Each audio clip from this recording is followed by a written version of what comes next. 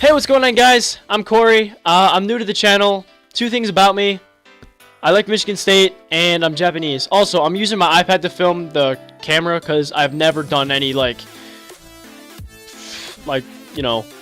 face cam. So, my face is right there. The camera's right there. I'm gonna try my best to look at the camera when I need to. So, yeah. Awesome.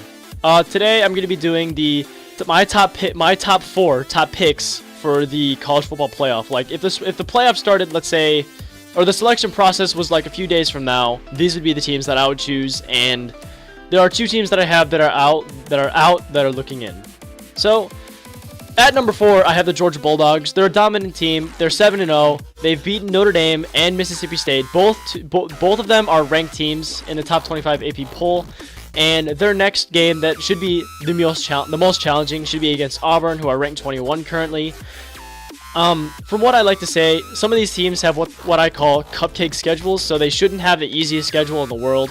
I mean, they shouldn't have the hardest schedule in the world, but again, like what happened to Clemson, you can't underestimate any of the teams that you play. So if they play strong like this, and if they play strong like this, then they will definitely make it to the playoff in my perspective. But the reason why I have them at number 4 is because it's not how they play, it's how other teams play and how they play better than this team. Number 3, we have TCU. They're 6-0. They're a dominant force in the Big 12. This team beat 2 Big 10, or this team beat 2 top 25 teams, Oklahoma State at number 6 and West Virginia at number 23. Their next game is against Oklahoma, who are ranked 9. They are probably the hardest game. This is probably going to be the most hardest game they're going to play in their schedule for the rest of the year. And again, like I said before with Georgia, if they play as strong as they do, they will definitely make it into the playoff, and that's why I have them at number 3. Their running back, Kyle Hicks, he's only had 1 rushing touchdown this season. In 2016, he got 1,402 rushing yards, which is pretty much averages to 80 yards per game, which I feel like isn't the best compared to other running backs, but it's definitely not the worst, and he can definitely be a huge factor for TCU getting into the playoff. At number 2, a lot of you might not agree with my pick, but I have Alabama at number 2. They're clear dominance in the SEC. They're 7-0. They beat, their first game of the season, they beat Florida State, again, who were number 3 at the time, which is pretty crazy, beating a number 3 team right off the bat. And they are to be decided. They're going to be playing LSU and Auburn, who are both ranked teams in the top 25.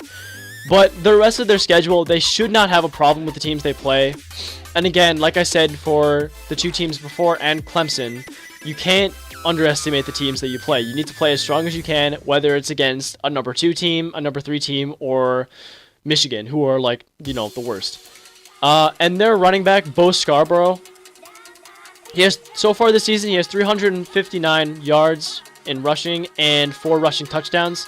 So again, he can be a clear dominant force for the team.